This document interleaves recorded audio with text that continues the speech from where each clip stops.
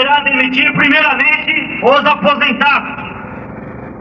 Não pode demitir arbitrariamente à vontade da empresa. É necessário que nós, trabalhadores, entendemos a nossa importância, a importância do nosso emprego. Por isso, companheiro, vamos marcar o ponto, vamos aguardar junto nessa luta, companheiros. Porque se nós estivermos juntos, a empresa vai recuar e vai negociar com o sindicato. Nós não podemos aceitar as demissões arbitrárias para que a gente possa encaminhar juntos as propostas. Companheiros que estão chegando agora, o sindicato está aqui presente para realizar uma assembleia com todos os trabalhadores. Aí, no corte e acabamento e na mecânica. Também foi demitido companheiros que trabalham na empilhadeira e outros companheiros. Nós, trabalhadores, não vamos aceitar as demissões arbitrárias da ETAP. Por isso, a orientação é a seguinte: não vamos aceitar hoje demissão de companheiro nenhum.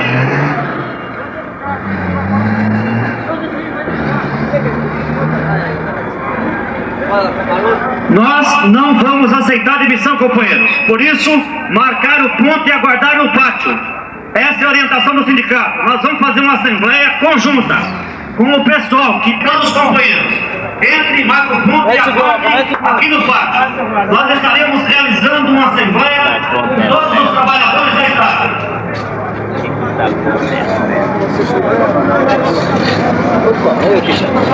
Desculpa. A ETAP que hoje já demitiu companheiros, mais de 30 companheiros já foram demitidos hoje. É muito importante que todos os trabalhadores estejam atentos para essa assembleia.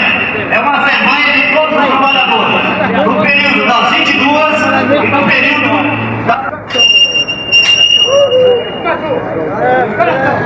Toma pra você entrar, parceiro. Não precisa deixar aberto, já. A direção da empresa para que a gente possa negociar. Alô? Negociar então essas. Vamos então chamar todos os trabalhadores para participar dessa assembleia. É muito importante a participação de todos os companheiros. É uma assembleia dentro do pátio da empresa. É uma assembleia dos trabalhadores da ETAP em defesa dos empregos, do nosso trabalho, do nosso emprego, companheiro. A ETAP que construiu esse império tem o direito, não deve ter o direito de ter o seu emprego. A empresa não pode demitir os companheiros arbitrariamente, companheiros. Uma decisão de um chefe de RI, a decisão de um patrão, não pode decidir sobre o destino de vários companheiros. É necessário que nós tenhamos a clareza. Depende dos trabalhadores da ETAP a garantia do seu salário e do seu emprego. Estamos iniciando, companheiros, um período de receita baixa porque o companheiro está desempregado. Eu quero colocar o seguinte aqui, companheiros. É necessário nós mostrarmos a nossa organização, mostrarmos a nossa firmeza. Não aceitaremos demissões. O sindicato está aqui para negociar com a empresa. O sindicato sempre esteve pronto para discutir todos os interesses dos trabalhadores. Aqui na ETAP nós temos uma comissão de fábrica, companheiros, que durante esse ano inteiro, agora dia 20, encerra o mandato. E a empresa não quer renovar as eleições, não quer renovar a comissão de fábrica. A empresa não comunicou a comissão de fábrica que haveria demissões. Porque a empresa sabe, companheiros, a nossa comissão é a comissão que organiza, é a comissão que resiste a atitudes como essa de demissão. É necessário nós garantirmos a eleição da nossa comissão de fábrica. É necessário nós garantirmos a organização dos trabalhadores. É necessário nós estarmos juntos para organizar e resistir às demissões arbitrárias. Nós não aceitaremos demissões, companheiros. Eu gostaria de passar a palavra aqui para o Matusalém, que é o presidente do nosso sindicato. Eu gostaria de colocar a seguinte coisa para os companheiros. Para os companheiros participar, levantar o braço, dizendo o seguinte: os companheiros que não concordam com as demissões, levante o braço, companheiros. Os companheiros que não concordam, negociem com o sindicato. O companheiro Matusalém vai falar.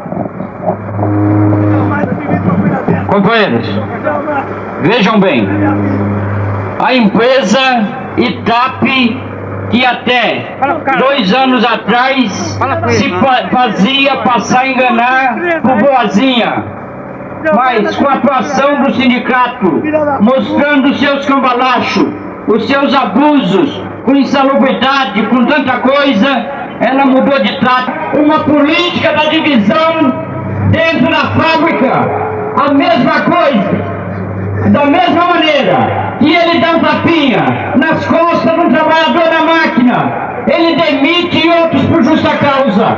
Ele faz a política da divisão, porque fazendo a política da divisão, ele pode massacrar qualquer companheiro que não vai ter reação. Por isso, a proposta que a gente tem, nós do sindicato, é que só tem uma saída. É nós daqui para frente estarmos muito unidos em torno do sindicato e principalmente, companheiros, em torno da comissão de fábrica, porque um dia ou vocês são homens para segurar essa comissão aí dentro, para manter a união, ou vocês vão tudo como carneirinho pro matador, e nós não podemos aceitar que o trabalhador seja tratado como carneiro por um canalha como esse Marquete, que já demitiu milhares de trabalhadores no ABC e que vem aqui agora fazer a mesma coisa na ITAP. Em dia de hoje, vocês vão ouvir uma voz só. É os companheiros da comissão de fábrica é que vai começar a dirigir e a unificar vocês aí dentro. Não quero mais Aqui, registramos o nosso protesto pela demissão do companheiro Profeta, companheiro que trabalhou 9 anos aqui na ITAP, assim como outros companheiros que foram mandados embora. Nós, trabalhadores, hoje, direção do sindicato, nós defendemos o trabalho, defendemos o emprego de todos os companheiros, mesmo aqueles que em certo momento esteve contra nós. É trabalhador, é operário, tem que ter o nosso apoio. Todos os trabalhadores, a partir de hoje, companheiros, nós não aceitaremos demissões. Se a sua seção, se o seu setor tiver demissão, pois esta é a voz que o patrão escuta. Só com as máquinas paradas garanta o nosso emprego. Ou então nós faremos greve, ou deixamos todos os companheiros trabalhar normalmente, ou então não se produz mais nenhum copinho nessa fábrica. É necessário, companheiros, estarmos atentos para aquela falsidade. A empresa de fábrica, vamos garantir, companheiros, o nosso emprego. Hoje já teve 30 demissões. Existe uma promessa da empresa de as demissões chegarem a quase 300. O trabalhador desempregado não tem direito à assistência médica da empresa. Um filho antigamente ligava para os companheiros aqui dentro, mas conquista que nós obtivemos não pode retroceder, companheiros. As nossas regalias, a menor que seja, não podemos deixar que o RI vai fazer. A crise foi feita por um governo irresponsável que não tem compromisso com os trabalhadores. Por isso, companheiros, vamos defender os nossos. As razões, acredita que está na hora de sair da ITAP. Então a empresa, primeiro, antes de mandar os companheiros embora, tem que consultar. Quem quer ir embora da ITAP, a empresa tem que demitir. Não demitir aquele companheiro que tem 5 filhos, que tem 2 filhos, e paga aluguel, que está com 1000 dificuldades, manda esse companheiro embora. Esse companheiro vai ficar numa situação difícil, ele vai arrumar emprego, recebendo a metade do seu salário. Logo, ele estará rebaixando o nosso salário. Produto descartável, vem junto com o sindicato. Se o companheiro quiser ir embora, tudo bem, que vão eles primeiro. E depois, qualquer outra demissão vai ser discutida com vocês como é que tem que ser. Se não for discutido com vocês, nós jamais aprovaremos qualquer demissão. Então, essa é a nossa proposta. Nós temos que disciplinar o patrão. Ele não pode estar pisando em cima de trabalhador como faz hoje. Então, companheiro, é muito importante que daqui para frente vocês rompam a barreira que o tal de Marquete pôs. De bom, sobre qualquer discussão, esquece isso. Vocês têm o... E continuar essa missão tem que parar essa desgraça. Porque se vai 300 embora, então que vai 500. Mas essa desgraça tem que parar. Vamos trabalhar e vamos aguardar a negociação. Não vamos aceitar mais demissão. Derramadas por não ter vencido, do que a vergonha de não ter lutado. Por isso, é o nosso lema de hoje.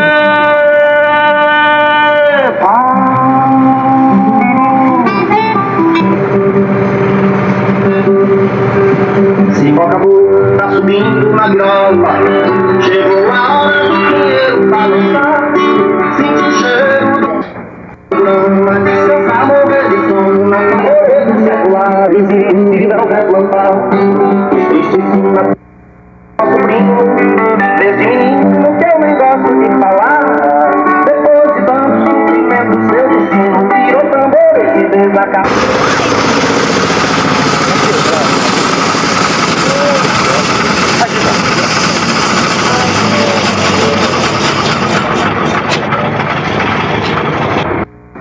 A coisa começou depois, com a chamada abertura.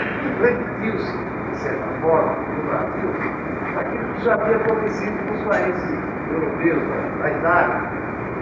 A Itália, depois que saiu do regime fascista, teve uma série de greves, até fazer os ajustamentos. Todos temos que admitir, das classes trabalhadoras, houve alguns excessos, mas que foram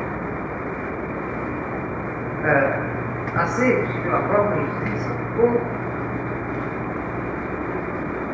consequência natural das circunstâncias que eles ocorreram.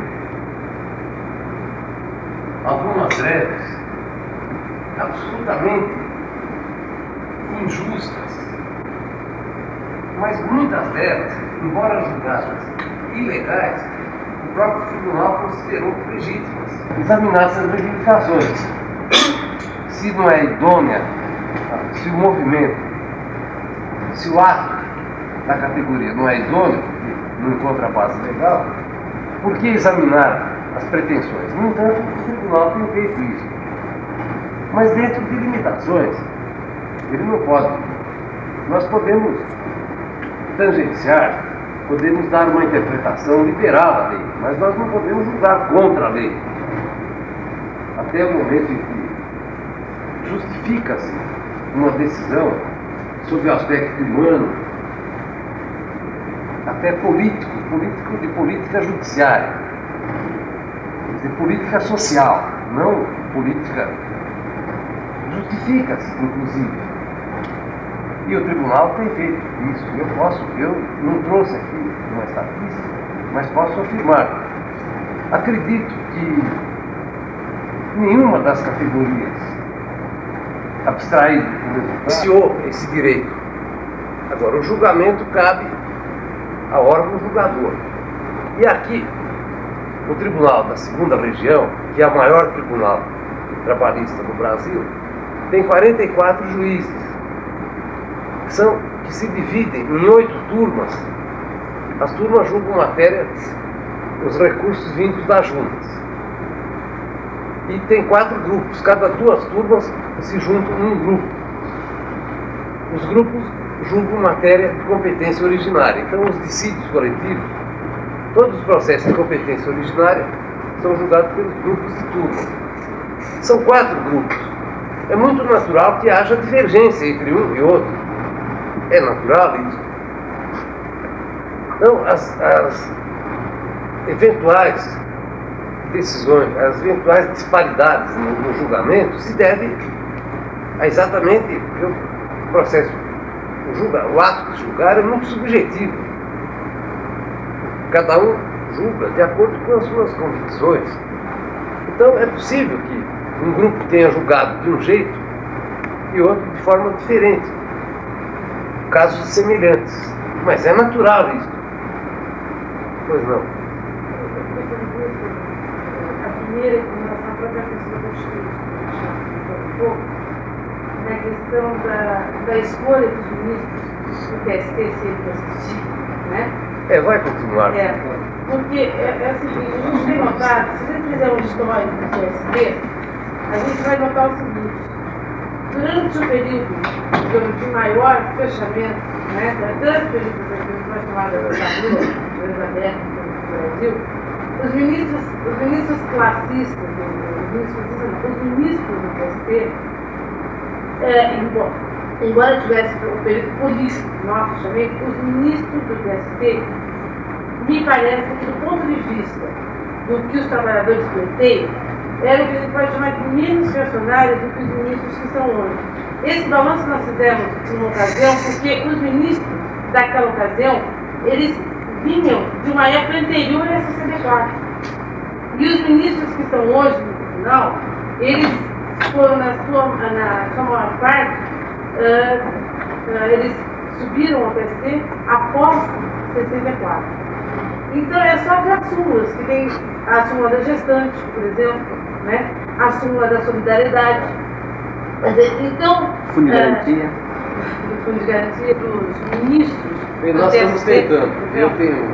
Eu mesmo, junto com o Dr. Ronald, da Bahia, e o Gondim, de Recife, nós até com uma submissão assim, fizemos inclusive no sentido de estudar.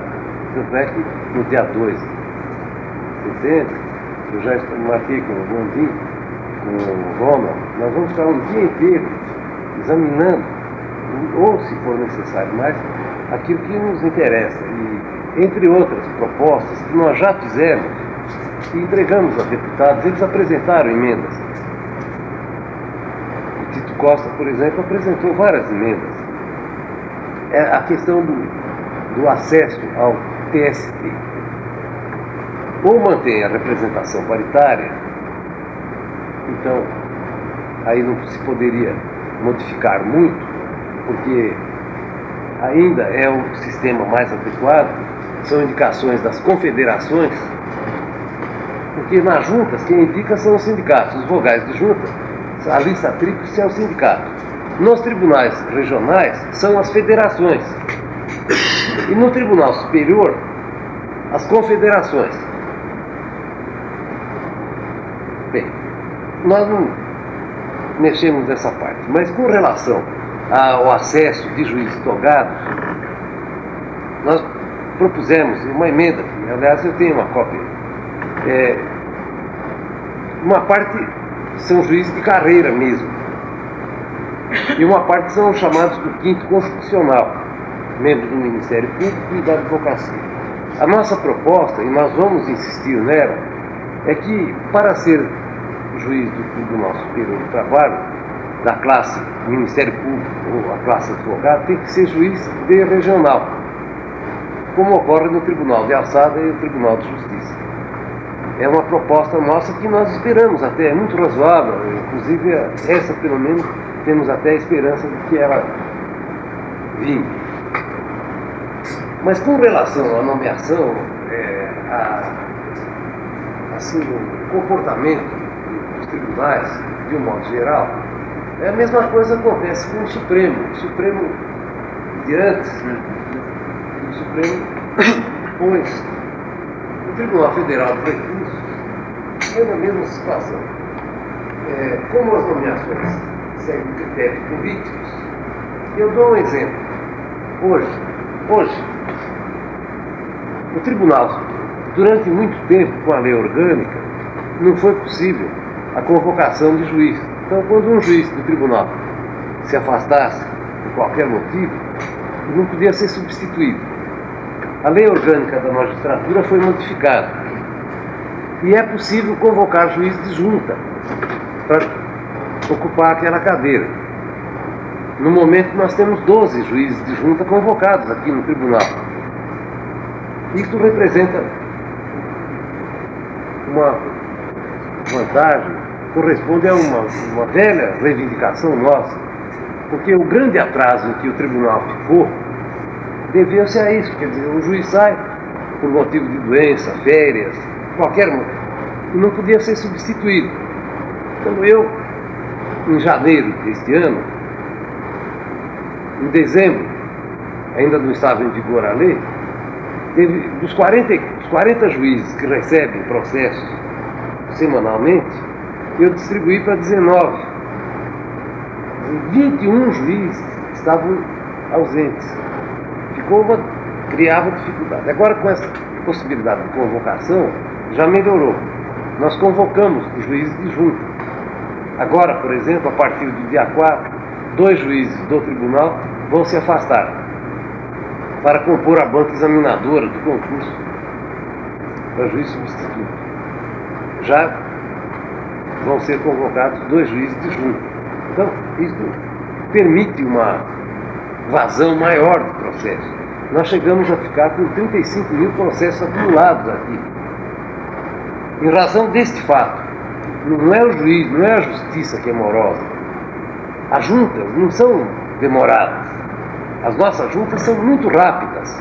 É que com 130 mil processos por ano, como é que as 45 juntas podem não ter atraso? Então a produtividade de cada junta é muito maior do que se pensa. Quando se fala que a justiça é morosa, eu contesto. Seria morosa se, dentro daquele limite que a própria lei estabelece, 1.500 processos por ano, não desse vazão. Mas recebendo 4.500, 5.000 processos por ano, como é que um juiz pode dar conta? Tem que acumular. Está além dos limites, está além das forças do juiz.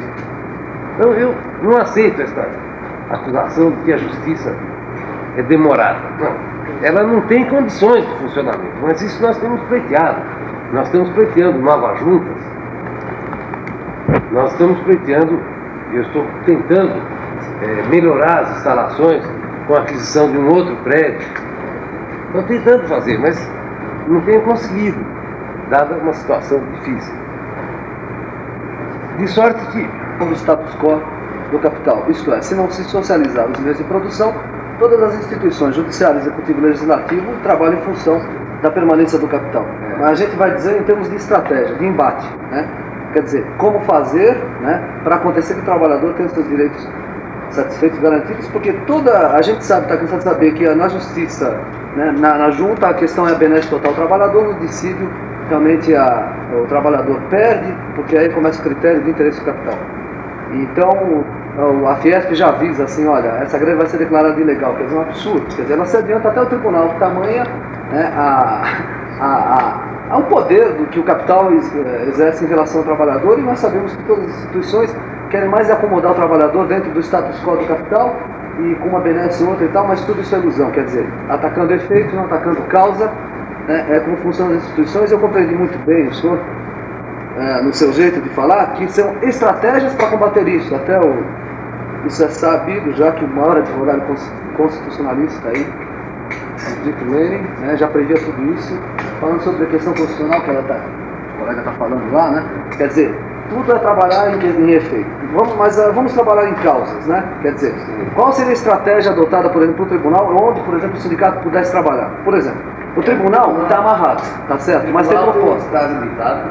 Está limitado, exatamente. Mas tem propostas legais. por experiência. O que se passa fora do nosso mundo, eu posso falar como cidadão fora daqui. Não, mas dentro do tribunal. Eu tenho que me restringir à ação da justiça. Da lei, mas Dentro dessas limitações legais. Sim, dentro do tribunal agora especificamente, onde eu quero chegar. Então, o tribunal, os juízes, muito sensíveis, pessoas que choram e riem, claro que vão chorar pela questão do trabalhador, né? Porque a situação é grave e tem os órgãos, por exemplo, do trabalhador, o Diese, que diz que nós sofremos um arroxo agora de 50% na questão salarial, e o grande capital, obviamente, aumentou 100%, né? E daí para mais. A questão multiplicativa para o lado do capital, né, diminutiva, geometricamente falando, do lado do trabalhador, quer dizer, na desgraça. Mas o juiz entende muito bem isso, e o juiz, obviamente, ele sabe como enfrentar o capital estrategicamente falando. Quer dizer, o juiz não tem o poder de sair e falar lá fora, como cidadão, porque ele está preso à lei. Mas ele sente que a lei cria brechas, como o advogado sente que cria brechas quando defende o seu cliente, né? Nesse sentido, quais seriam assim as propostas a nível de, por exemplo, orientar agora um sindicato, tem um sindicato presente aqui. Ou dois sindicatos presentes aqui. Qual seria a proposta a nível de orientar para que se esclarecesse? Nós sabemos que a Constituinte vai ser reacionária, isso é óbvio, estou cansado de saber, nem vale a pena lutar. O capital vai ter o seu status quo mantido, isso é certo. Mas qual seria a estratégia, né, a nível de, por exemplo, a gente levar a nível nacional para outros sindicatos, já que o senhor é um homem tão experiente, né, sem obviamente comprometê-lo agora, mas comprometê-lo, eu digo, às vezes pode até dizer que tem o microfone aí e tal, mas uma opinião oficial, uma opinião pessoal, frente ao sistema, para que a gente combata realmente causa e não efeito, porque pela discussão que eu estou vendo aqui, só estou vendo discussão em torno de efeito. Quer dizer, em torno de causa, nada está acontecendo. Nós vamos ser os coitadinhos que conseguiremos uma benesse aqui, mas eles têm a mão, eles tiram e dão e põem. O trabalho, assim, com uma certa, sem muita reserva com relação, dentro do que pode. Nós usamos também decorrência da própria estrutura do governo, da própria estrutura administrativa que o país dá. Se o regime é capitalista, é claro que num regime socialista não se conceberia uma justiça do trabalho como a que temos aqui. Não é isso? Não há condição de fazer, trasladar a justiça do trabalho brasileira para um regime socialista. Ela não teria efeito, não teria nenhum sentido, onde as soluções são diferentes. Bem, o que eu posso, fora daqui, eu posso dar até a minha opinião pessoal. Mas aqui, eu tenho que me ater à nossa participação nesse contexto. É claro que a justiça do trabalho, assim também a justiça comum, a justiça civil, a própria justiça criminal, são decorrência de uma situação bem definida. Nós não vivemos, queira ou não queira, nós vivemos num regime, uma sociedade capitalista.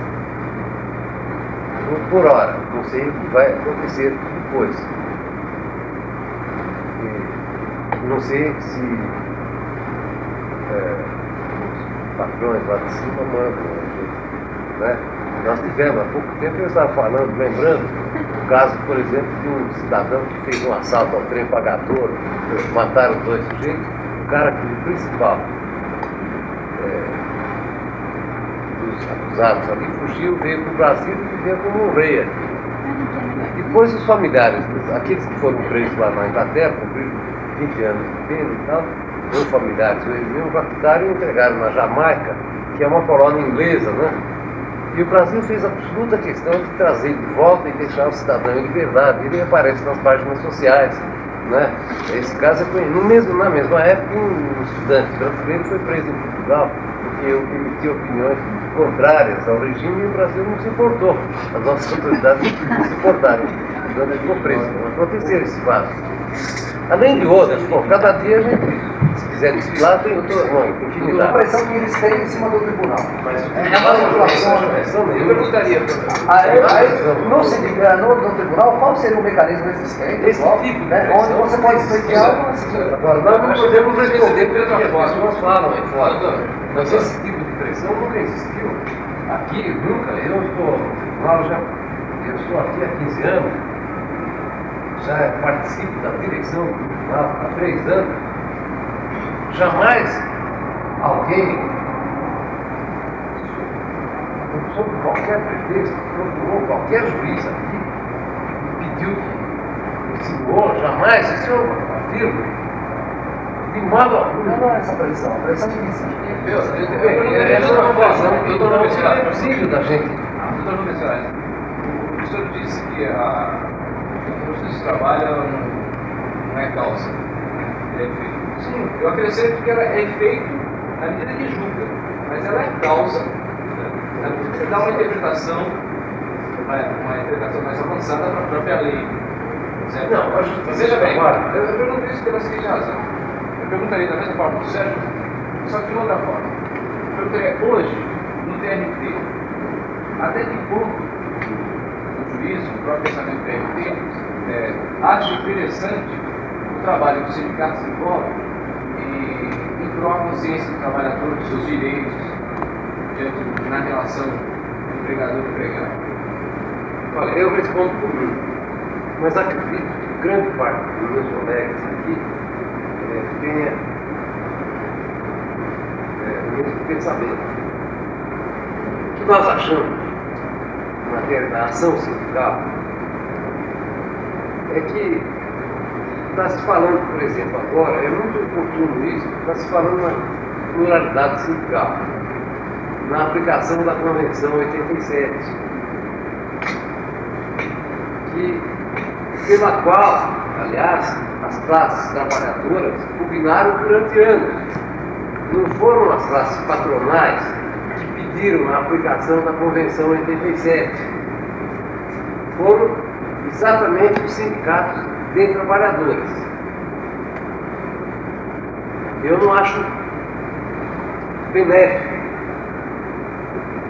porque se o poder econômico funciona, evidentemente ele não vai perder a oportunidade. Nos Estados Unidos existem sindicatos de empresas. Ninguém me convence que a empresa não tem uma interferência direta nesse sindicato. Não é isso? Claro.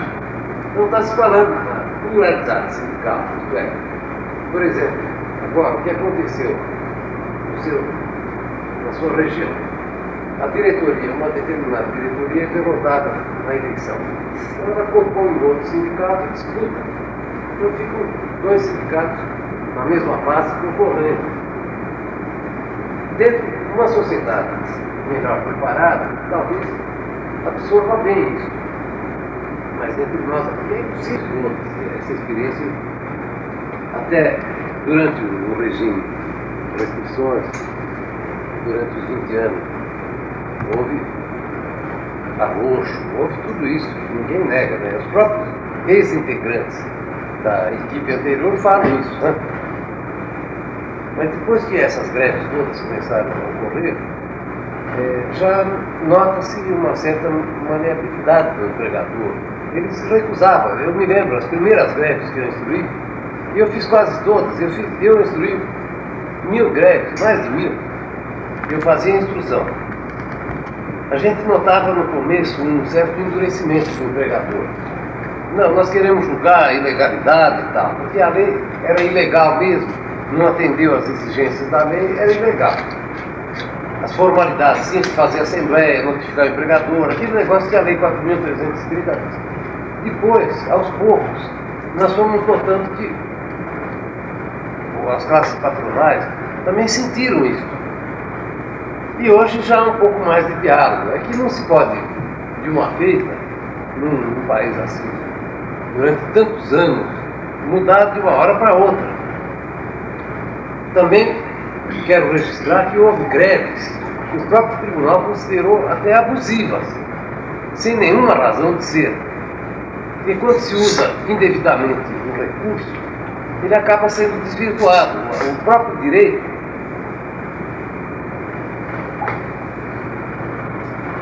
acaba sendo desvirtuado. No caso das greves, notou-se a diferença entre os primeiros processos de greve e os últimos era evidente. As empresas já se propunham a discutir, a dialogar. Não houve um avanço, apesar de tudo. Isso não se pode negar. No tribunal, a questão do decídio coletivo, gostaria que o doutor colocasse para a gente, pode ser que até para alguns colegas seja já o arroz e feijão de cada dia aqui, mas para alguns companheiros é novidade, né? Então vamos colocar o seguinte, desde a instrução de uma greve, qual é o procedimento, né, processual? Bom, você quer um processo de greve? De greve, isso. Como começa e como termina. Exato. Isso, aliás, foi o que o Igor falou. E nós tínhamos começado. Mas as perguntas, não é isso? Tá certo. Quanto à opinião pessoal, tal, fica difícil mesmo, principalmente na minha situação. A gente convida o doutor para um churrasquinho, algum canto aí, vai com as ideias. Aí tá, eu até admito que eu também não vejo, eu não defendo. Eu sou da Justiça do Trabalho há 42 anos, estou aqui desde os 19 anos de idade, eu estou aqui trabalhando. 43 anos já, e eu não quero, o que ela tem de errado a gente deve consertar também. Acho que ela precisa aperfeiçoar. Mas, quanto à questão do ponto de vista doutrinário, por exemplo, fica difícil na minha, pelo menos aqui. Dando aula era fácil, né? A gente não tem compromisso, é diferente. Mas na minha condição agora fica difícil eu me manifestar assim, sobre assuntos que não vão beneficiar o tribunal. O que adianta eu dizer? Há uma pressão subreptícia. É invisível, nós não vemos. Nós temos que atuar naquilo que é visível. Se o cara, uma vez eu me lembro de um caso, que eu era juiz de junta,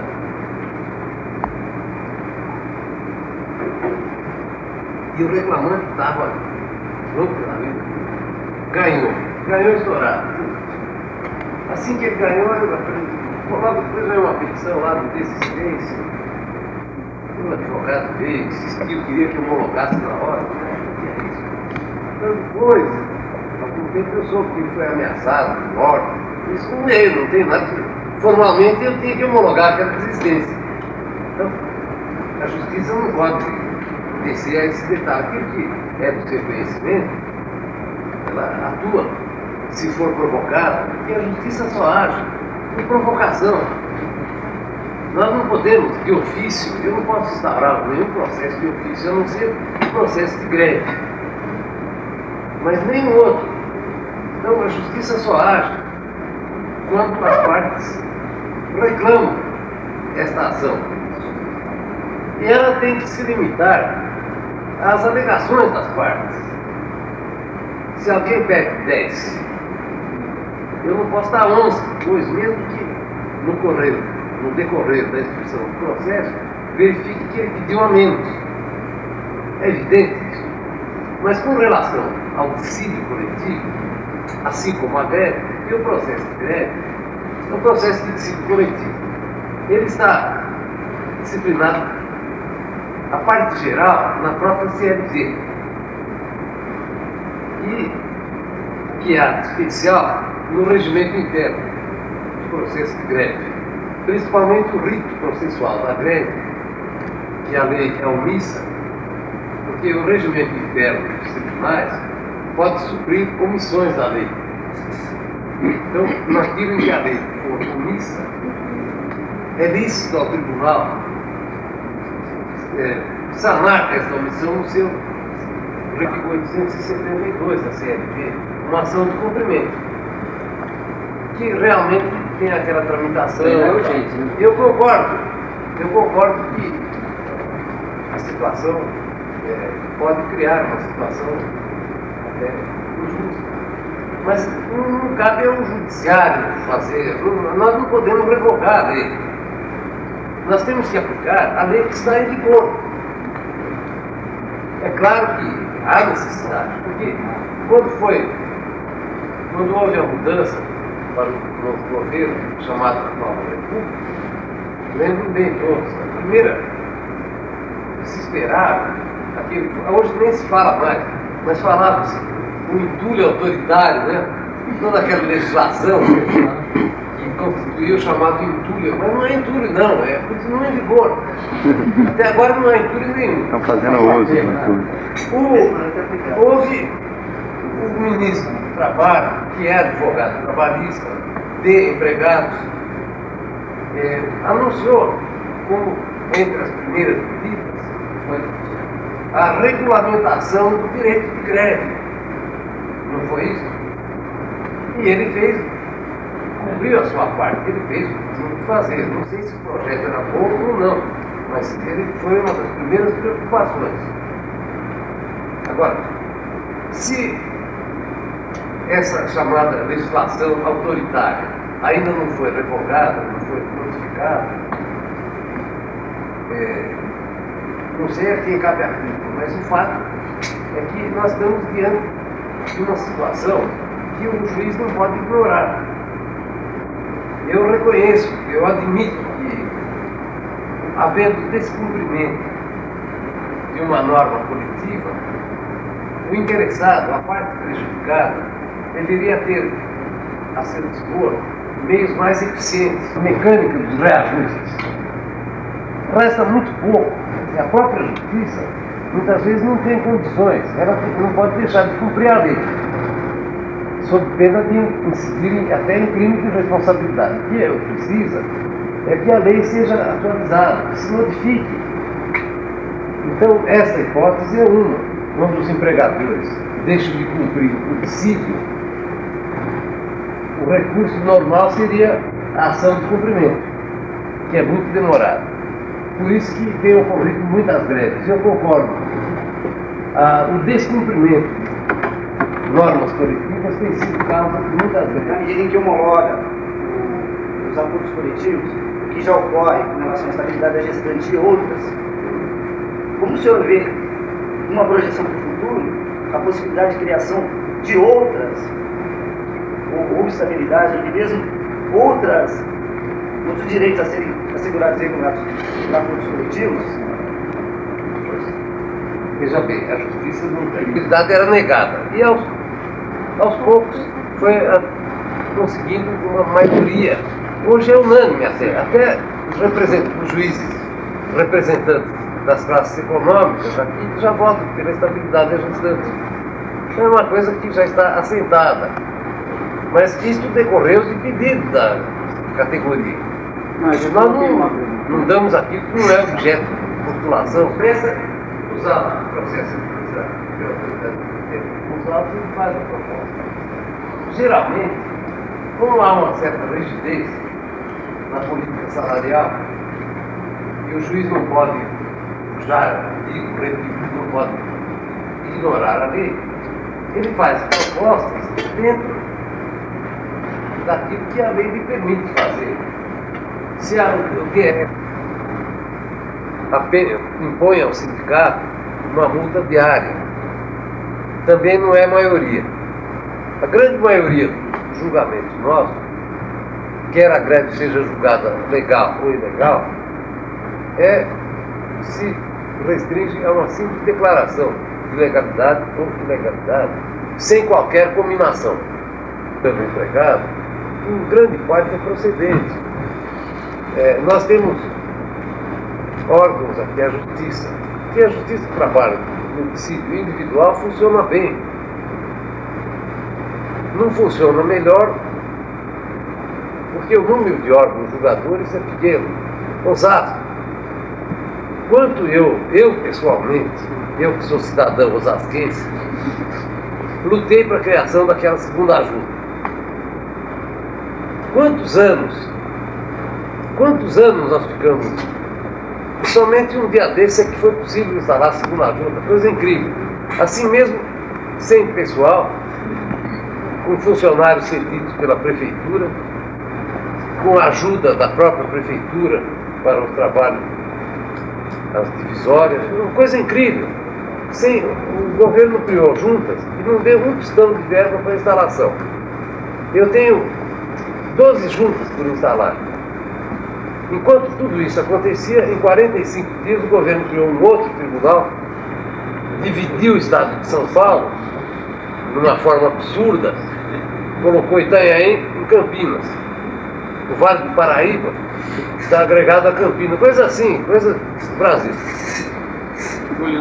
Dividiu um estado assim, dessa forma, para atender interesses escusos e interesses localizados, inclusive. Isto sim, criou um tribunal em 45 dias no Congresso e instalou esse tribunal em 90 dias. As juntas criadas, as 29 juntas criadas, 19 ficaram aqui, das 19 juntas eu pude instalar até agora 7 juntas. Assim mesmo porque contei com a ajuda das prefeituras. Guarulhos foram 3 juntas. 3. 2 juntas. Eu que instalei, foi? Junta. 2 juntas. Tempo, né? A questão do prédio, localização. Foi uma dificuldade imensa. Na hora de locar prédio, havia prédios bons, havia um prédio mais no centro, muito bom, cujo valor locativo nós não tínhamos condição para fazer um contrato. Coisa incrível. Está funcionando bem lá, não é? Então, mas com que sacrifício? A juíza, a doutora Nilce, ficava lá. Foi uma dificuldade. Bastante polêmica é a questão da estabilidade dos estáveis, seja as CIPAs, né? Seja os dirigentes sindicais. E dentro da categoria dirigente sindical, tem uma categoria chamada Conselho Consultivo, que já saiu uma polêmica muito grande, né? Portarias que foram feitas, revogadas e assim por diante. A gente gostaria de saber essas questões. Primeiro, o processo do Estado, as dificuldades do reconhecimento por parte, né, das empresas de aceitar um parecer do juiz. Né? Sim, de modo geral, os olhos, a estabilidade. Então essas estabilidades geralmente são no agrado, né? As CIPAs e outras. Mas esses processos é preciso, nós só podemos falar em função de cada caso concreto. A questão desse conselho consultivo, por exemplo, como o delegado sindical, a figura daquele cidadão que representa o sindicato num estabelecimento. Quer dizer, não é membro de diretoria regularmente eleita. Tem se discutido até onde. E a própria justiça não tem admitido esse tipo de estabilidade, sabe? O representante sindical, né? Aquele que na empresa é designado pelo sindicato para... É o elemento de ligação entre a empresa e o sindicato. A lei também não confere essa estabilidade. A lei dá estabilidade provisória ao líder, ao mandatário sindical regularmente eleito.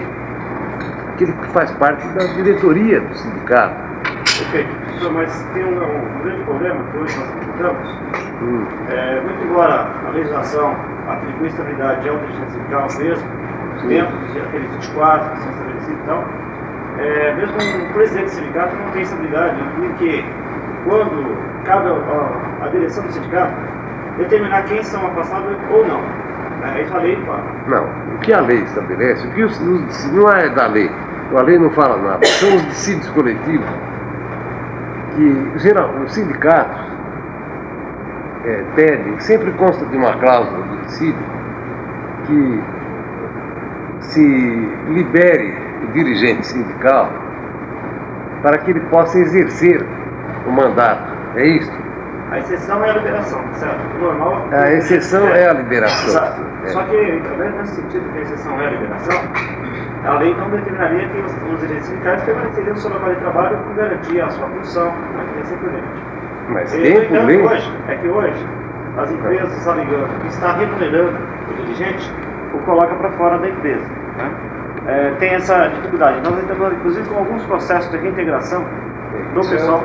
A gente precisa ver cada processo. Exato, mas a gente pode generalizar na medida em que vários casos são assim. Né? Quer dizer, existe uma estabilidade legal. Sim. E, inclusive, existe pareceres, né? Pareceres, já sentença de reintegração. Se for dirigente sindical, mandatário sindical, ele tem estabilidade por lei mesmo. Só que as empresas usaram um outro esquema. As empresas fazem, nós aceitamos que continua sendo empregado, nós vamos pagar os direitos, quer dizer, receber seu salário integralmente, porém não queremos aqui dentro da empresa. Então, isso está sendo mais ou menos uma saída... Na cada caso concreto, olha, ele não pode ser impedido de exercer o mandato. A regra é essa. E a lei, para esse efeito, confere a estabilidade. Agora, eu tenho sabido fazem já 3 anos que eu não atuo em processo, viu? Então eu precisaria ver qual é o movimento. Eu, como integrando a direção, não relato mais processos, você sabe. Então, enquanto eu atuei nas turmas, eu tive alguns casos de CIPA e alguns casos de delegado sindical, aquele que assim, mandatário sindical, aquele que faz parte da diretoria eleita do sindicato, eu não tive, não. Mas a lei é que regula isso. Agora, casos individuais, aquele caso do empregado que é colocado numa sala e fica lendo jornal, não tem nada para fazer, a gente tem notícia de casos assim. Se resolve individualmente. Eu não poderia fazer uma regra aí, uma resposta. Tem um outro problema aqui, o senhor mesmo, alguns anos atrás, num processo que eu funcionei, que nós pedimos uma liminar, não só em Brasil, mas eu quando trabalhava de fora como advogado, que são vários os casos, o senhor conseguiu liminar na apresentação, são vários os casos, e hoje se vê muito isso, assim, se candidata alguém que a empresa não gosta, então ela manda embora enquanto candidata. Mas veja bem, aquele caso da Arno, aquele caso que eu funcionei como relator, eu me lembro muito bem que aquele caso depois me deu muito trabalho depois, deu muito pano para mãe. Aquele caso, veja bem, nós não podemos dar uma solução senão pelo exame do processo.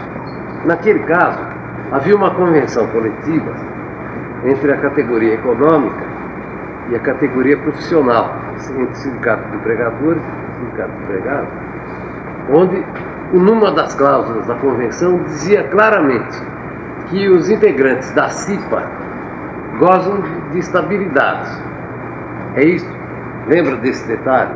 Então, ele foi afastado do emprego quando tinha a seu favor, ele estava no exercício do mandato como integrante da CIPA, beneficiado por uma estabilidade convencional. Foi em razão disso que eu dei, porque aquele caso especificamente permitia isso. Mas eu não sei se todos são iguais a isso. Eu me lembro bem, era da Arno, sindicato da empresa Arno. Depois eu soube que esse empregado acabou fazendo acordo até. Foi isso, não foi? Eu complementaria a pergunta, em tese, a respeito da estabilidade, como um direito de exercício de mandato e a questão de transformação em direito patrimonial. Normalmente o que o juiz concede é isso, quer dizer, reconhece a estabilidade e transforma em direito patrimonial. Como o senhor vê essa posição? Veja bem, disposição das partes. Se o empregado entra, um empregado individual entra hoje e ele exige como condição que ele entre já com direito à estabilidade, que a lei estabelece os limites temporais máximos, não os mínimos. Então, se a empresa concorda em conceder estabilidade a um empregado que entre hoje, ele é estável desde o momento. Não sei se tem caso desse, mas é possível. Não é impossível, não é nem absurdo. Ou a estabilidade é deferida por norma contratual, por cláusula contratual, caso que eu me referi, ou por norma de uma convenção ou acordo coletivo, ou por lei. Professor, no caso do candidato, não no caso da área especificamente, no caso de um candidato, que eu já tive, por exemplo, né? Não é, por exemplo, a CIPA, em última hipótese, hoje ela é garantida na Constituição no artigo 135, no inciso 9. Bom, então, nesse caso, quando a empresa manda embora o candidato, ela não está interferindo nesse direito constitucional do trabalhador? Quer dizer, então, nesse aspecto, foi com base nisso, inclusive? Se for assim, como tese, em tese, eu responderia até afirmativamente. Mas veja bem, é preciso examinar cada caso. Esses casos da CIPA, ou a CLT, o artigo 165, quando fala em integrante da CIPA, ele deixa uma... Mas eu estou falando do caso do candidato, especificamente. Aquele que não é da CIPA, se inscreveu para concorrer, a empresa manda ele embora. Esse não há norma expressa que beneficie. É uma questão de interpretação. Se ele for candidato a mandato sindical, ele já goza do direito, desde o momento que tem a sua inscrição como candidato deferido. Mas a CIPA não tem essa mesma disposição que beneficia, é aí que está. Precisaria que a lei fosse mais explícita. O juiz não pode, fica difícil, porque abre precedente, sabe? É difícil, muitas vezes, é o caso que eu me referi, processo disciplinar, uma resposta indevida, alguma coisa, um incidente de pequena monta, mas que envolve um caso disciplinar. É muito difícil julgar, e não é pela repercussão que tem. Eu me lembro do caso de era um chefe de serviço e tinha um determinado apelido. E ele não gostava. E alguns, porque o respeito à figura humana também, né? Se a pessoa se desagrada, não deve, falta um pouco de... E houve um dia lá, o cidadão chamou, ele falou, eu já falei que não quero e tal, não, mas você é isso mesmo e tal, e ainda respondeu mal, agravou a situação. O chefe comunicou, ele foi suspenso por um dia. Eu, nesse caso, até dei a favor ao empregado. Coisas que o juiz, quando se julga uma questão, principalmente no direito do trabalho, a gente sabe que aquilo vai ser um precedente. É incrível. Este caso da senhora grávida, foi depois de um julgamento, apareceram 200 outros casos naqueles 6 meses, porque criam precedente. Esse caso, viu?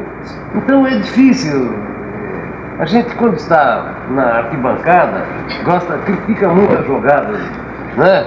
O difícil é ficar lá em campo, sabe? Não é mesmo? Esse é... Você não precisa ser centroavante, né?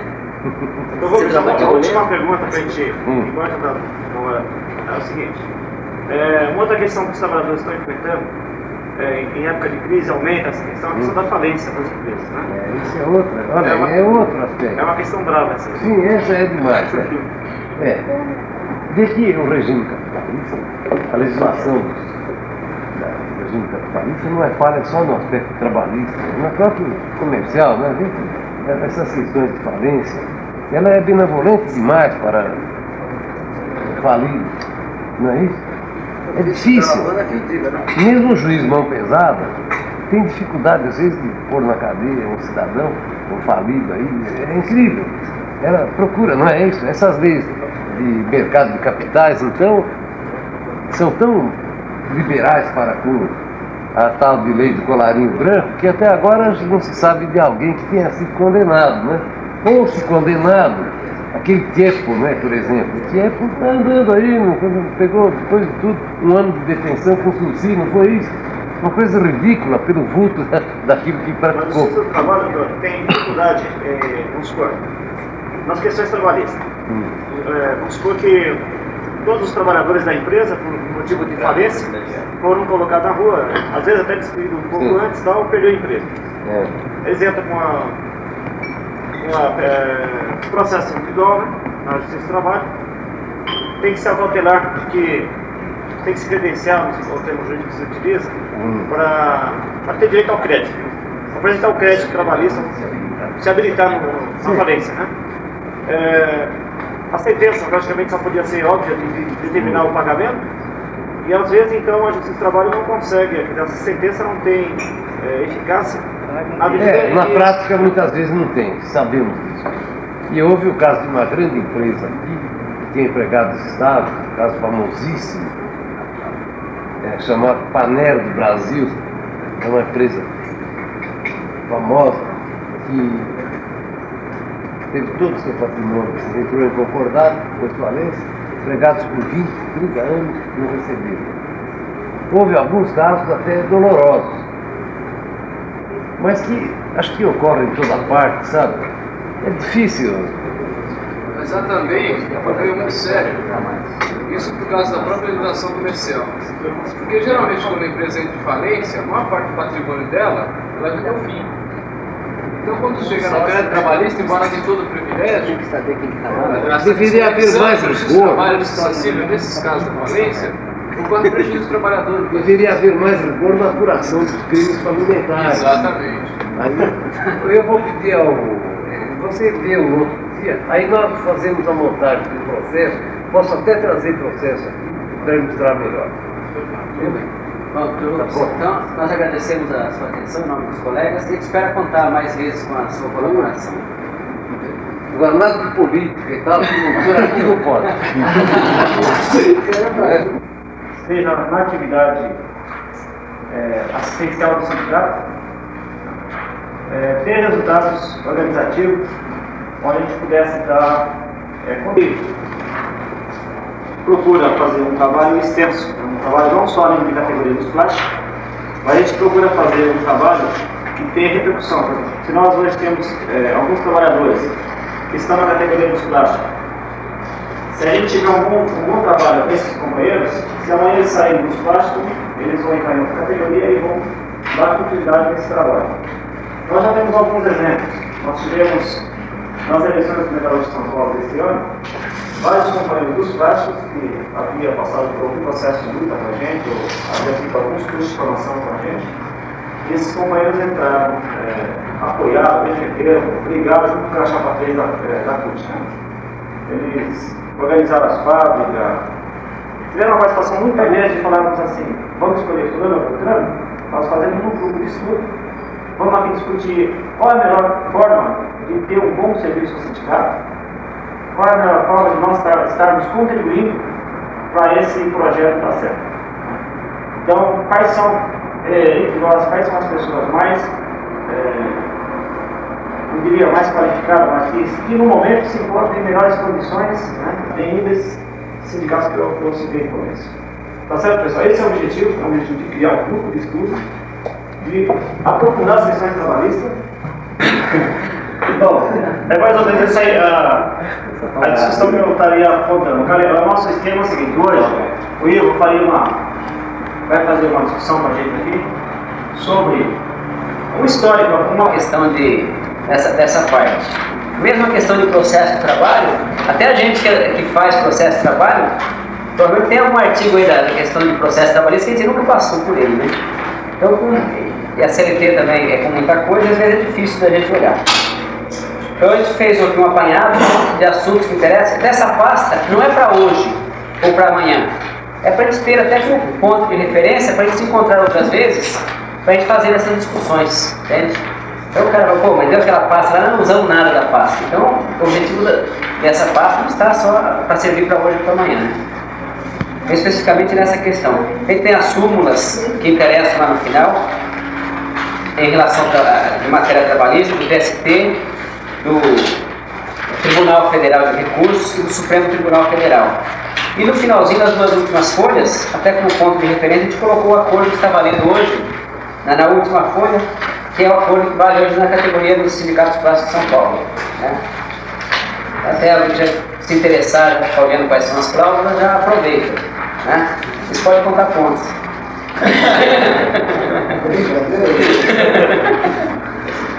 Esclarecimento, esse acordo aqui está resumido, né? O tribunal está um pouco mais completo do que foi homologado no tribunal. Essa é apenas uma forma resumida, foi distribuída na categoria toda, né? Então, possivelmente, depois para efeito de acesso a alguma coisa, então, teria que pegar mais completo.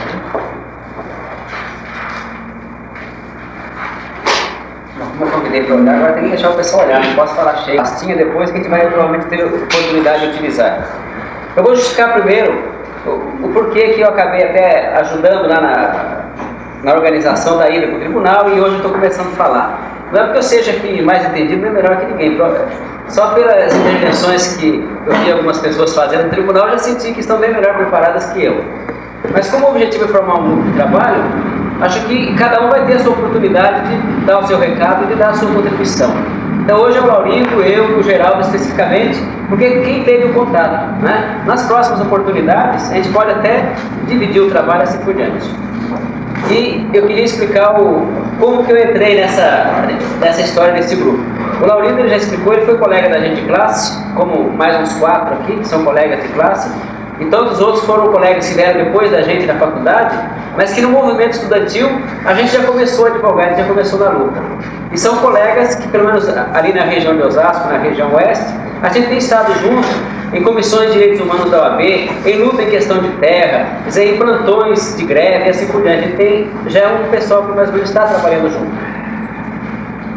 E quando o Laurindo conversou comigo a respeito dessa reestruturação de formação desse corpo jurídico, eu realmente fiquei contente, porque desses mesmos colegas que eu tenho, a gente percebe que vários deles se formaram, alguns formaram recentemente. A gente sabe que não vai ter oportunidade de entrar numa entidade para desenvolver o trabalho, não vai ter oportunidade de, vamos dizer assim, de fazer o seu nome para ser reconhecido e ser chamado até numa questão de emprego. A gente sabe que então muitos colegas da gente que teriam uma grande contribuição a dar no trabalho da luta sindical, da luta popular, se forma advogado, ou ele não vai exercer a advocacia, porque dificilmente alguém consegue manter o escritório assim que se forma, ou vai trabalhar numa multinacional defendendo os interesses do patrão. Então eu fiquei realmente satisfeitíssimo com essa proposta, porque não é uma proposta só de chamar uma pessoa que está interessada em emprego, né? Tá bem, Léo? Para conseguir desviar a atenção. Então, alguns seriam aproveitados imediatamente, existe a necessidade. Outros teriam oportunidade no futuro. Porém, mais importante do que tudo isso é de que quem for aproveitado agora, de quem for aproveitado posteriormente, e alguns que a gente convidou que estão aqui, provavelmente já estão com as suas oportunidades de exercer seu trabalho, não vieram porque, vamos dizer assim, estão, vamos dizer assim, propensos a aceitar uma vaga no sindicato hoje ou outro grupo de trabalho, já estão até profissionalmente desenvolvendo o seu campo. Mas são companheiros de militância, de luta, e a gente gostaria que estivesse nesse grupo, né? Então não é um grupo que se forma para assumir uma determinada vaga no sindicato ou ficar na expectativa. A gente gostaria que fosse um grupo que, independentemente de ter uma vaga hoje, ou estar na expectativa de ter uma vaga amanhã, formar um grupo de estudo até de formação de política jurídica de atuação, seja a nível sindical ou até mesmo a nível popular. Então realmente foi com esse espírito que eu aceitei assim, até dar a minha contribuição nessa organização. Então fora esses entretantos, né, vamos aos finalmente. Só que como eu gostaria de escrever alguma coisa, pelo menos vocês três aqui precisaria dar uma... para não ficar de costas. Então, qual o objetivo dessa minha participação? Então não é ensinar nada, não é contar novidades, nada. Eu vou tentar, na medida do que eu puder, pelo menos colocar, vamos dizer, esse é o objetivo que a gente tem de formar um jurídico que inicialmente vai estar dentro do sindicato. Como vai estar isso dentro da realidade? Dentro daquele discurso que o Sérgio colocava hoje do sistema capitalista, né? Quer dizer, a gente tem uma visão dessa realidade para a gente compreender melhor. Inicialmente 3 ou 5 pessoas no local, mais 2 ou 3 no outro. Está ruim aqui?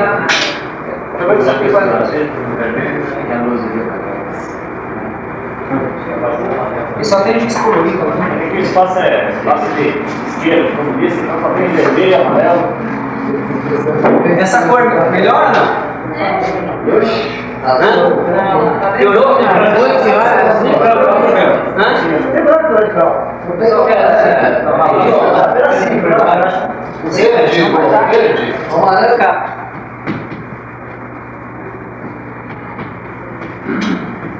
Então, eu vou deixar a discussão a respeito do jurídico em si, que isso está programado para a gente fazer amanhã especificamente. O seu papel, as suas dificuldades, os seus objetivos, né? O seu relacionamento com direção e assim por diante. Então a gente vai passar por isso daí. Então vamos entrar aqui direto na questão do sindicato. Eu gostaria que vocês abrissem essa pasta, na página 49, se não me engano, deve estar o artigo 514 da CLT. E vamos ver lá qual é a função principal do sindicato. A primeira função do sindicato que a lei determina. Página 49, não é isso? Artigo 514, me parece.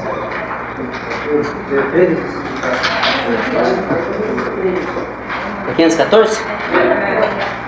Qual é o primeiro dever do sindicato? Alguém lê pra gente aí. Colaborar com os poderes públicos no desenvolvimento da solidariedade social. Então nós vimos, né? Começamos bem, né? Dizendo, vamos trabalhar dentro de um sindicato que, pela lei, qual é a função dele? Colaborar com o governo para manter a paz social. Não está escrito isso aí? Exato. Então vocês percebem, aqui nós estamos sendo chamados. Quer dizer, estamos olhando dentro da estrutura legal. Agora a prática depois é uma discussão que a gente vai fazer. Então, vamos perceber de que é isso que espera de nós o sistema, aquilo que a gente discutia lá hoje. A gente tem que ter isso consciente para a gente saber como desenvolver o trabalho. E esse sindicato vai ter uma relação dentro do quê? Da questão trabalhista. Então nós não vamos desenvolver trabalhos na atividades, nem na questão de herança, nem na questão de família, nem na questão criminal. Nós vamos exercer uma atividade dentro do sindicato em relação ao poder da justiça do trabalho, específico nessa área. Só que, ao nós desenvolvermos essa tarefa dentro da matéria da área trabalhista, nós não podemos esquecer das outras matérias, que não dão risada, fica na ponta dos pés. Tem o civil, o criminal, tributário, o administrativo e assim vários outros ramos. Então nós temos que entender que quando nós estamos especificamente tratando de direito do trabalho, estamos tratando de um dos ramos que tem suas questões específicas, mas que está dentro do mundo jurídico, dentro das questões de direito da sociedade, determinada com várias outras matérias. E que em vários momentos da nossa atuação como advogado no sindicato, cuidando da questão trabalhista, vamos verificar da necessidade de termos conhecimento e de dominar também nessas outras matérias. Então a gente não pode pensar que o advogado que vai para o sindicato vai custar especialista em direito do trabalho e todo o resto morreu. Não é isso? Então só para a gente ter esta noção. Então tudo isso daqui, vamos vir para cá. Essas matérias criminal, civil, trabalhista, tributária, administrativa, assim por diante, o que é, como é regulado? Através das leis. Então nós, como corpo jurídico, a trabalhar no sindicato, dentro das relações de trabalho, vamos trabalhar com o quê? Com as leis. É aquilo que foi colocado lá hoje pelo Ferrari, de que não adianta nós ficarmos fazendo discurso ideológico de mudança de sistema, etc e tal, porque nós, como advogados, vamos trabalhar com o quê? Com as leis. Então a questão é conhecermos muito bem as leis, sermos o melhor que pudermos, né, em conhecer as leis e saber tirar das leis aquilo que pode beneficiar o trabalhador. Essa é a nossa função, né? A partir das leis que estão aí, feitas por eles e para eles, nós podemos desenvolver um trabalho jurídico para o sindicato, tentando chegar melhor ao direito dos trabalhadores, né? Então, quando a gente fala de leis, a gente lembra primeiro da nossa Constituição Federal, não é isso? Quer dizer, que era toda a história de lei maior e assim por diante, né? Só para a gente perceber da onde nós saímos e da onde nós vamos chegar. E falar em Constituição Federal, a gente vê agora o poder constituinte. Então, a Constituição Federal, se você colocar dentro do sistema, é instrumento número 1. Acima do legislativo, acima do executivo, acima de tudo. Quer dizer, dentro desse sistema que a gente estuda, dentro dos instrumentos, a Constituição é o ponto principal de partida. Porque na própria Constituição, inclusive, que fica definido os poderes legislativos,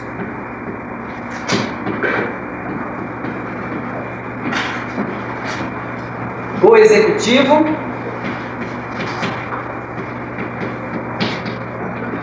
e o judiciário.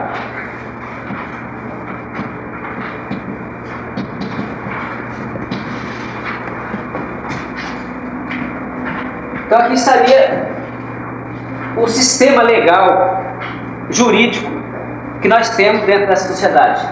E você pegando tudo isso daqui, o que você vai chegar? Ao sistema capitalista, aquilo que a gente tinha visto hoje.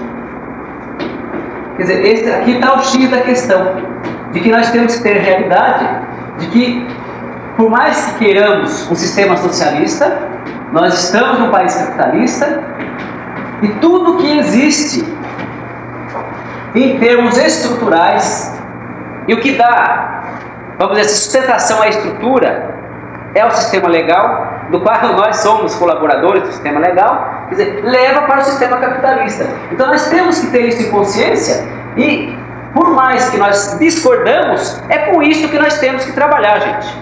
Então nós temos que conhecer bem, saber quais são as suas fases, para dentro desse sistema capitalista, que forma toda essa estrutura, principalmente a nível jurídico, que é onde nós atuamos, que vai ser o dia a dia nosso. É a partir daí que nós vamos exercer nossa atividade.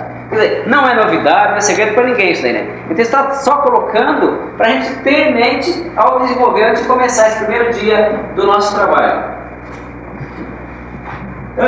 Não vou entrar muito aqui na questão do legislativo, que em tese seria quem faz todas essas leis. O legislativo, em tese, não faz a Constituição Federal. E a Constituição Federal faz o próprio legislativo. A Constituição Federal vem antes do legislativo. Embora hoje nós estejamos aqui um legislativo fazendo a Constituição Federal, isso é uma anomalia que nem nas anteriores não ocorria. Em geral se forma uma Constituinte só para fazer uma novidade para a gente, né? Então a Constituição Federal está como primeiro lugar, até acima do legislativo.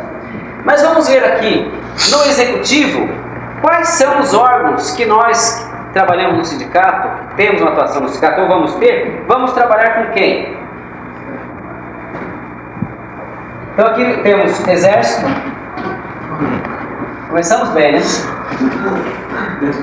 Aliás, Polícia.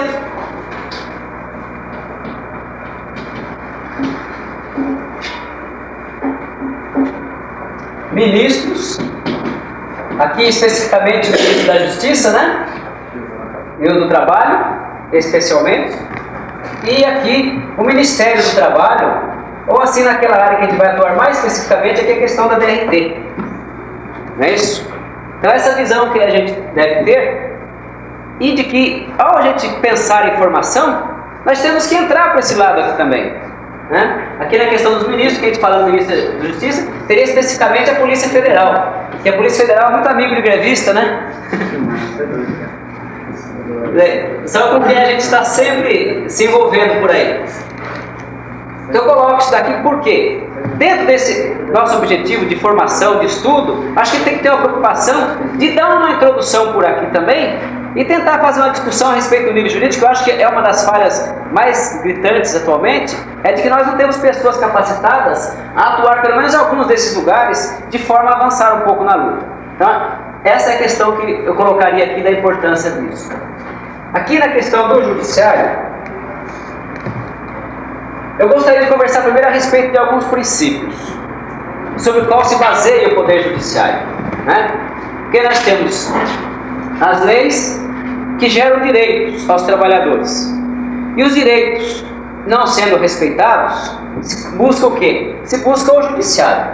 Então aqui também a gente tem que ter toda aquela visão de que, embora muitas vezes a gente atua só no trabalhista, só na junta e no TRT, a gente tem que ter um conhecimento global de que esse judiciário aqui não é um judiciário que está fora, que é uma ilha, está fora dentro do país. Esse judiciário faz parte de um sistema todinho. Esse princípio, o Dr. Milton fala hoje, do impulso. O que significa isso, né?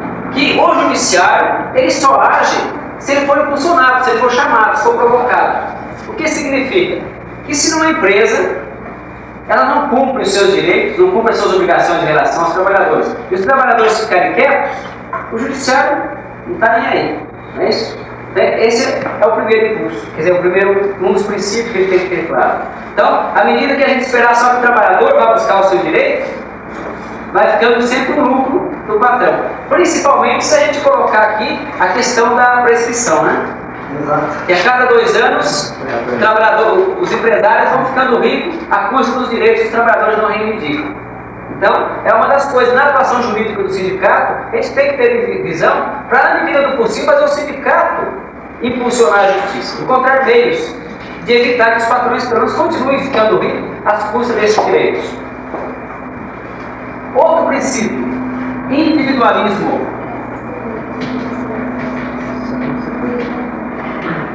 A gente tem em mente que o judiciário, não só na questão trabalhista, na questão civil, em todas elas, ela transforma o conflito sempre em individual.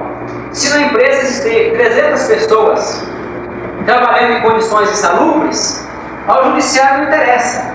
Quer dizer,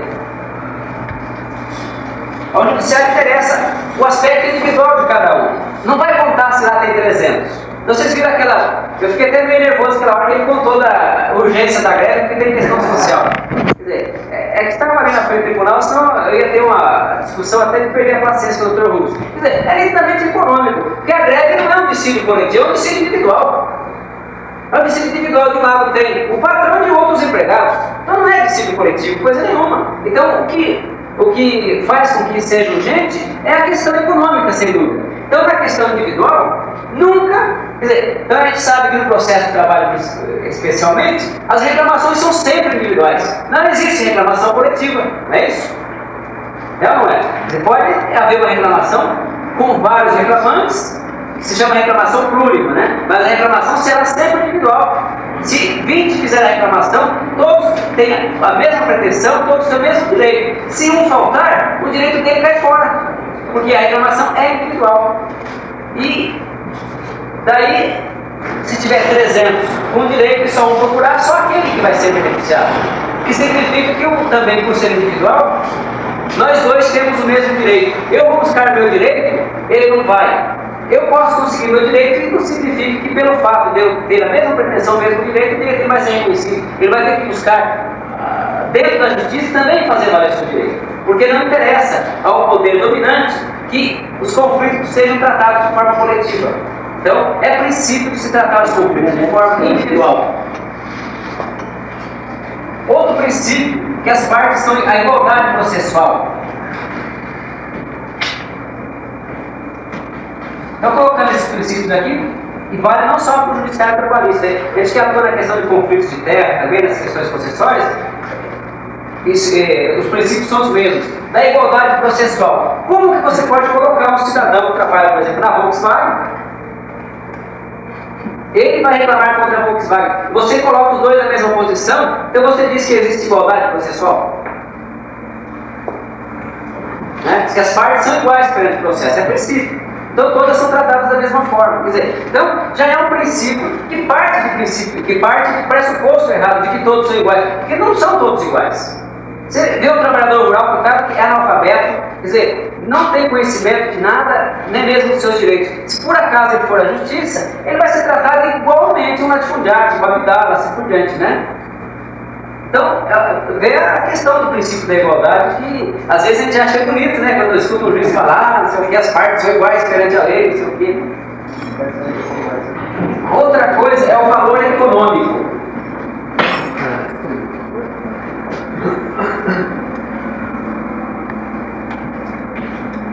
Interessante que, não só na justiça do trabalho, gente, em toda a justiça se transforma toda a pretensão em valor econômico. Como se todos nós só trabalhássemos pelo valor econômico. Tanto é que estamos discutindo hoje a questão da estabilidade, né? O que o juiz faz? Da estabilidade transforma em pecúnia. Né? Quando a estabilidade tem muito maior do que isso. O cara quando se candidata a si com a eleição sindical, porque ele não quer ter seu salário na moleza, ou pelo menos a tese que é essa, né? A tese que pode ser que alguém se candidata realmente para não ser mandado embora. Então, quem se candidata a CIFA, não é no caso de ser mandado embora para ele receber um ano de mandato. Ele se candidata para exercer o seu mandato dentro da empresa. O que a empresa faz? Prefere mandar o superior embora, discute 2 anos na justiça, venceu o mandato, não é isso? E paga em cruzeiros. Aqui não representa nada para ela. Agora, se ele estivesse lá dentro exercendo a sua função, realmente teria problemas. Então, procura transformar todos os valores que se poderia buscar na justiça em valor econômico. Então, é outro princípio que tem que ter claro. E a briga, para a gente não entrar nesse campo, de aceitar esse princípio, pelo menos combater. Né? Acho que é uma questão importante daí. Existem tantos princípios que você tem que buscar perante a justiça, e eles transformam tudo isso como se fosse valor econômico, em pagamentos. Tudo acaba expresso no patrimônio, né? E outro princípio é o princípio da prova. Antes de você entrar para uma pergunta, quando você diz tudo transforma na econômica, em relação ao seu superior. Está mais conscientizado na empresa, nem sempre nesse sentido. Eu não sei se eu entraria nesse mas eu vejo assim, talvez é aquele que teve uma oportunidade por ser mais de confiança do pessoal, etc. Então, eu acredito que o cipeiro, talvez aqui nesse encontro, nesse debatido isso, eu ainda vejo como uma pessoa dentro desse sistema que talvez tenha trabalhado também. A partir do momento que a rentabilidade dele talvez ele não utilize-se dela tanto ao ponto de não ser só pelo econômico, ou seja, ele ainda está vendo a estabilidade dele ainda como uma condição dele trabalhar pela segurança do trabalho, segurança no trabalho, e não com uma pessoa já conscientizada. Eu acho que ele está pouco trabalhado nesse sentido. É uma visão minha, pelo menos, que eu sempre presenciei quando eu trabalhava também na CIM ou coisa assim parecida. O pessoal que era eleito não necessariamente era politizado. Era mais um lado mais antigo da empresa, etc. Até mais de direita do que do lado dos trabalhadores. Só uma parte que... Você que está tratando de direitos com o trabalhador, é o seguinte, você não basta ter o direito, você tem que provar o seu direito. Não é isso? Quer dizer, é um dos princípios que realmente mais os patrões acabam levando, porque eles têm todo um esquema. Tem os chefes de RI, tem toda a chefia com todo o conhecimento de legislação, chefes de DP, por aí fora. Então, eles têm todo aquele esquema, então, às vezes, mesmo o empregado tendo o direito, ele não consegue provar o seu direito, né? Porque ele não se preocupa com as provas, ele não tem noção do que representa isso, e ele vai buscar no Poder Judiciário, agora eu vou fazer valer meu direito, agora vai fazer justiça. Quer dizer, só que chega lá, conversa com ele, você vê que o juiz sabe, o cidadão tem direito, mas o juiz ele faz o julgamento baseado nas provas. Então, o princípio da prova também perante o Poder Judiciário.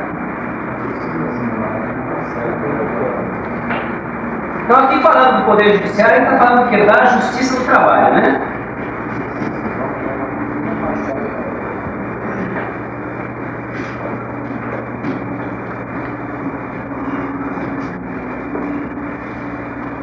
Então vamos voltar aqui em cima no sistema capitalista, no sindicato, dizer, de todo esse sistema, dentro do sistema capitalista, estamos tratando do quê? Do conflito capital e trabalho. Então a gente tem que estar sempre com isso na cabeça, é permanente. Aliás, eu ia escrever lá, mas não... Para ter uma observação, historicamente, só foi permitida a organização dos trabalhadores a partir de muita pressão. Ou seja, daí se deduz racionalmente de um outro lado, é que se concedeu também essa possibilidade de organização em sindicato, porque era necessário para que se descomprimisse a sociedade naquele dado momento. Então também tem uma função de descompressão social sindical. E tudo que gira em torno de uma sociedade capitalista e também as relações de trabalho, mesmo o direito do trabalho, eles se desenvolvem a partir das adequações do próprio sistema.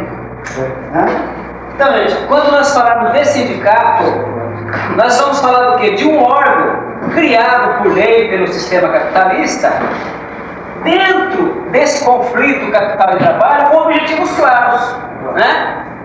Então, é a partir daí que a gente tem que começar a atuação. Por isso está aquele artigo 514 que ele deu risada, né? Quer dizer, a principal função do sindicato... Por favor. Eu gostaria de colocar o seguinte, essa questão que você coloca entre os princípios, acho que fundamentalmente a gente trabalha num esquema onde se desenvolve essa expoliação do capital do trabalho, e se temos uma proposta de trabalhar dentro de uma visão de luta de classes, né? Fundamentalmente acho que essa postura que o profissional ligado aos movimentos populares, aos sindicatos, precisa ter bem claro isso, né? Porque senão se torna um elemento ingênuo dentro dessa briga.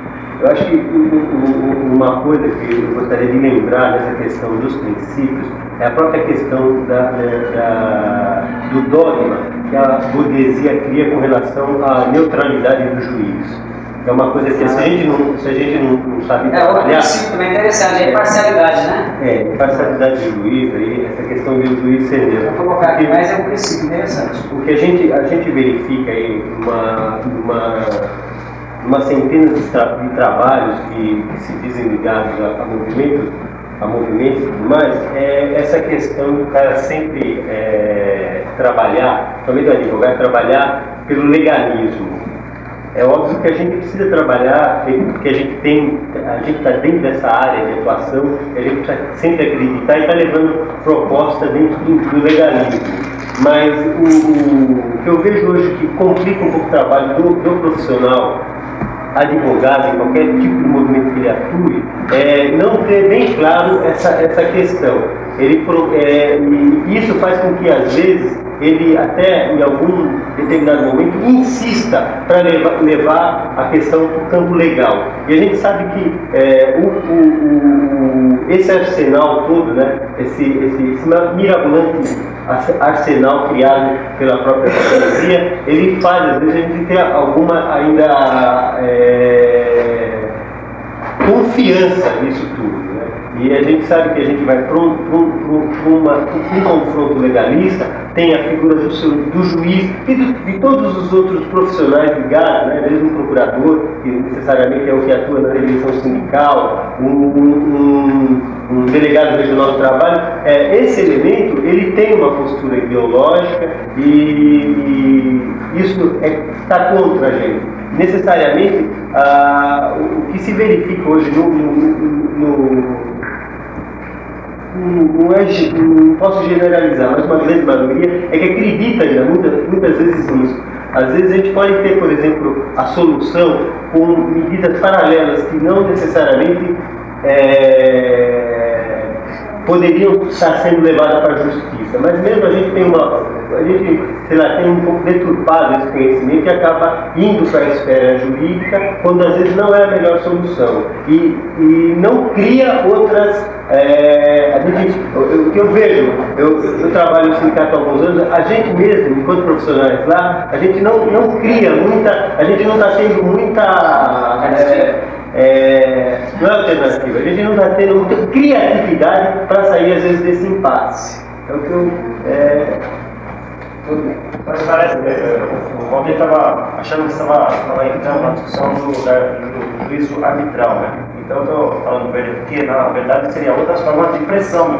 Não nomeação do árbitro, que realmente não, aquela questão de, por exemplo, às vezes você chegar, que acontece muito e está acontecendo na Paris, às vezes você pode até transformar uma coisa num conflito coletivo, mas por você também às vezes não está entendendo, tem uma ingenuidade, você acaba levando a coisa para a esfera da justiça do trabalho, que necessariamente não é o melhor fórum para você estar resolvendo a questão.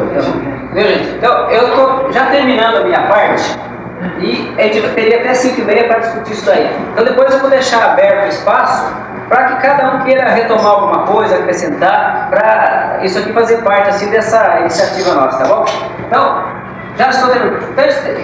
Aquela questão de ordem é o seguinte, nós não pedimos para ninguém secretariar, né? Alguém poderia estar secretariando isso para a gente? Eu estou vendo bastante gente anotando agora sim. Com a intenção de secretariar, não sei se é. Estão anotando? Dá para depois no final a gente o difícil é depois tentar dar a forma organizada a isso que está aqui. Eu acho que talvez seja bem necessário secretariar, no final do dia dá uma estudada aí, dá uma repassada no resuminho breve que foi dito.